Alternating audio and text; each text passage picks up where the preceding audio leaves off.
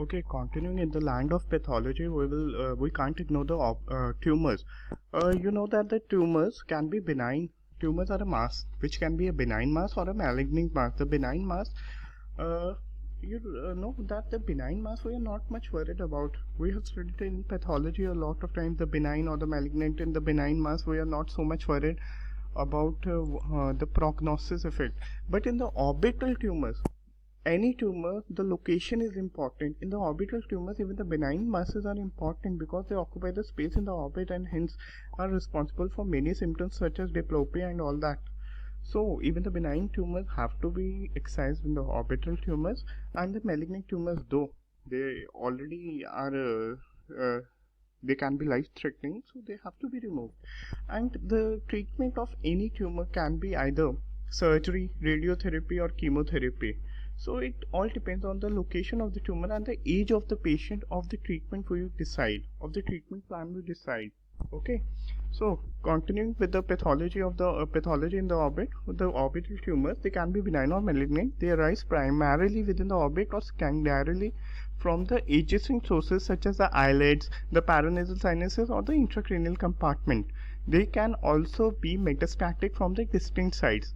Usually, the orbital tumors cause proptosis, that is the bulging of the eyeball, and displacement of the globe in the direction opposite to the tumor.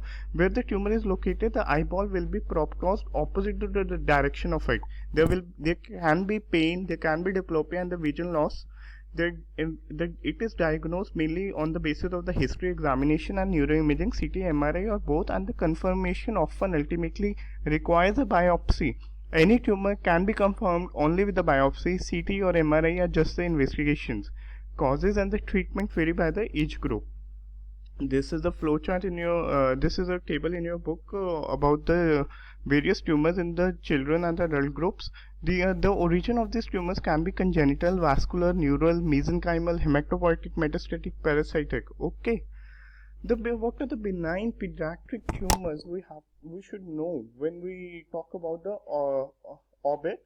Most commonly dermoid tumors. It is the most common benign tumor in the pediatric age group, and the vascular lesions such as capillary hemangioma, it is the second most common benign tumor. Benign means it is not life threatening. We can easily remove it. The dermoids are present. The dermoid is a location of a normal tissue in an abnormal place. Okay, and the treatment of a dermoid tumor is excision. Capillary hemangiomas, which can be seen in the lids. I think I have the photo of the capillary hemangioma. The capillary hemangioma, see, this is the capillary hemangioma which is seen on the lids. They tend to spontaneously involate and therefore usually do not need any treatment. However, especially when located on the upper eyelid, they may affect the vision due to the ptosis effect, and they may require treatment with the systemic beta blockers.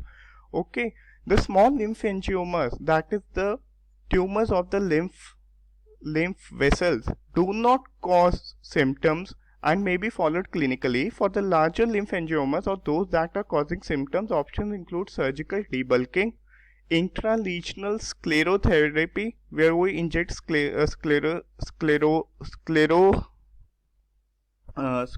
agents into the vessels, and in some cases even the sildenafil. The malignant pediatric tumors, most common is the rhabdomyosarcoma. The rhabdomyosarcoma is the sarcoma of the skeletal muscles of the nose, and the metastatic lesions related to the leukemia or the neuroblastoma. It is the most common tumor to metastasize to the orbit in children. See, if the rhabdomyosarcoma is resectable, surgery is done followed by chemo and the orbital radiation therapy. This rhabdomyosarcoma is generally a pediatric tumor which commonly occurs in children in the age group of 10 to 19 years. If less than that or more than that age group, the prognosis is grave. The leukemic disease in children is usually managed by the orbital radiation therapy, chemotherapy, or both. This is a patient with the rhabdomyosarcoma, that is the sarcoma of the muscles, skeletal muscles of the nose, which has spread and is giving the appearance of an orbital cellulitis. Okay. What are the benign adult tumors? The most common benign adult tumors are the meningiomas, the mucoceles, and the cavernous venous malformation, which is also known as the cavernous hemangioma. And this cavernous hemangioma is the most common benign orbital tumor in adults. The pleomorphic adenomas of the lacrimal gland can also occur, but they are relatively less common.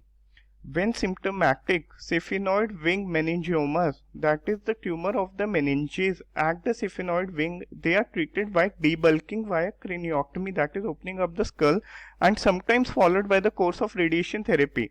Because the meningioma cells infiltrate the bone of the skull base, complete resection is not possible. Hence, we have to give the chemo or the radiation along with the debulking. The mucoceles, that is the cystic space, that is the cysts that develop, are treated by draining them into the nose because they most commonly arise from the ethmoid or the frontal sinuses. The cavernous sinus malformation, that is the cavernous hemangioma, and the lacrimal gland pleomorphic adenomas are usually excised because these tumors give pressure effects on the globe and deformities. Malignant adult tumors, most common are the lymphomas, squamous cell carcinoma, and the metastatic disease, and the less commonly the tumor is an adenoid cystic carcinoma of a lacrimal gland, which is an aggressive tumor. Pleomorphic adenoma of the lacrimal gland is a benign tumor. Adenoid cystic carcinoma of the lacrimal gland is an aggressive tumor of the adults. Lymphomas involving the orbit are typically non-Hodgkin's B cell lymphomas and are characteristically low grade. Lymphomas can be bilateral and simultaneous and can be a part of the systemic process. Okay, and the treatment, we can give a treatment of anti-CD20 receptors on the which are present on the lymphocytes, and it should be considered in addition to or instead of the radiation therapy. Okay, then this drug is a rituximab. It is against the, these antibodies are against the lymphocytes. This is a lymphocyte depleting drug, that is rituximab. It is an anti-CD20 antibody. Okay, and particularly it is given if the lymphoma is systemic. Okay, Hodgkin's lymphoma seldom involves the orbit. Most squamous cell carcinomas, that is the carcinoma due to the squamous cell layer of the skin, arise from the adjacent perinasal sinuses, and for the treatment of this surgery, radiation therapy, or both form the backbone. The metastatic disease is usually treated with the radiation therapy, and the metastatic diseases involving the orbit usually have an unfavorable prognosis. And the only exception to this is the metastasis from the carcinoid tumors, and the most common malignancies to metastasize to the orbit are lung carcinomas in both males and females, and breast cancer, particularly in females. Okay. The lacrimal gland adenoid cystic carcinoma, which is an aggressive tumor, rarely aggressive. It is treated with surgery and then added with radiation therapy and sometimes a proton beam radiotherapy, or we can also give a chemotherapy intra-arterial with the along with radiation therapy and the surgery. This is a patient with the orbital lymphoma presenting as a dermolipoma. How did we know that it is an orbital lymphoma? We did a CT scan, we did an MRI, we just saw the extension of this through those findings. The only way to diagnose a tumor, whether it is benign, it is lymphoma, it is malignant, is by a biopsy. Okay. Next, we will study about the inflammatory orbital pseudotumor and the radiological investigations which we do in orbital lesions. The inflammatory orbital pseudotumor. There is no tumor present, but still the inflammation is causing the proptosis. It is a benign space occupying lesion involving the orbital tissues. It can affect all the structures within the orbit. The inflammatory response can be non-specific, granulomatous or vasculitic, or due to any reactive hyperplasia. Okay, the inflammation can also be the part of an underlying medical disorder. For example, immunoglobulin 4 related orbital disease or granulomatous with polyangiitis. Okay, And the patients of all the age groups can be affected with the inflammatory orbital pseudotumor, and the process can be acute or chronic and can recur. It is nowadays known as idiopathic orbital inflammatory syndrome, IOIS. The clinical features: it is typically include a sudden onset of pain along with swelling and erythema of the eyelids, very red eyes, swelled eyes, and proptosis, that is a bulging of the eyeballs, diplopia, double vision, and vision loss are also possible. And in cases of reactive lymphoid hypoplasia or immunoglobulin 4 related orbital disease, there are typical few symptoms other than proptosis or the swelling of the lids. Okay. How do we diagnose this idiopathic orbital inflammatory disease? It is diagnosed with the CT or MRI. It has similar findings which occur with the inflammatory orbital tumors and the orbital infection, but there is no history of trauma or adjacent focus of infection, that is sinusitis, with the inflammatory orbital pseudotumor. And the useful imaging feature in distinguishing an infection from a non-infectious inflammation is the presence of an adjacent sinus involvement, okay, which is seen in the infectious orbital infection. For chronic or recurrent disease, biopsy may be used for any evidence of an underlying medical condition. How do we treat this IOIS? It is done with corticosteroids, radiation therapy, or an immunomodulating drug. And the treatment depends on the type of the inflammatory response. If the inflammatory response is granulomatous inflammations, initial success has been seen with the monoclonal antibodies against the tumor necrosis factor alpha, and the inflammation is primarily vasculitis. We use lymphocyte depletion using rituximab. What are the various imaging techniques in orbital diseases? We can do the plain X-rays, the PA view. In the PA view, calcification or hyperostosis due to meningiomas can be particularly seen. In the lateral views, any intracranial lesion can be seen. In the Waters view, especially done for the blowout fractures or the orbit due to the blunt trauma. And there are special views for the optic foramen and the superior orbital feature, but the X-ray exam in proptosis should be backed by the CT to reveal the cause of unilateral exophthalmos, and the X-ray's importance has especially decreased in the era of CT scan and the MRIs. The ultrasonography. The probe of the ultrasound is kept on the eyeball, and the probe functions at a lower speed and allows deeper penetration on the orbit. We have to use the probe of 5 to 10 megahertz for to view the orbit using the ultrasound. And there is a clear delineation of any soft tissue masses, and the size and the position of the space occupying lesions can be made out.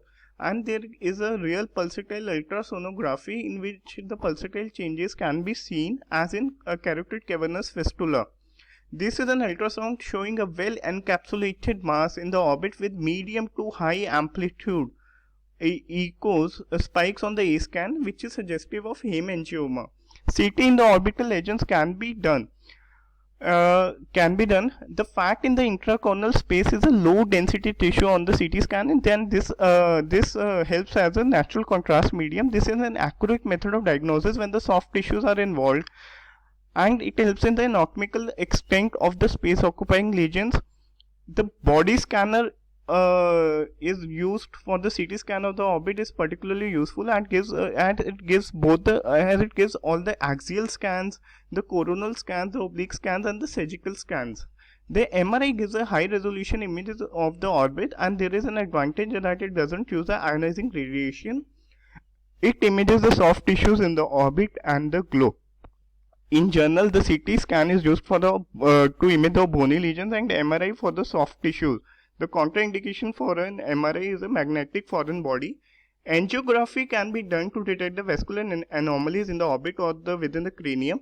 The rectus muscle, cone, apex orbit can be angiography is helpful to see the superior ophthalmic vein obstruction due to inflammation in the Tolosa-Hunt syndrome. The carotid arteriography is done if there is a suspicion of a AV shunt or intracranial vascular anomalies, vascular tumor, to identify the feeder vessel, and then give the local therapy such as some occluder sclerosant into that. The digital subtraction angiography and the MR angio is a 3D. It gives the information about the vascular malformations of the orbit. Next, we will go to the important topic of proptosis. I have kept this in the end because it is the most important topic.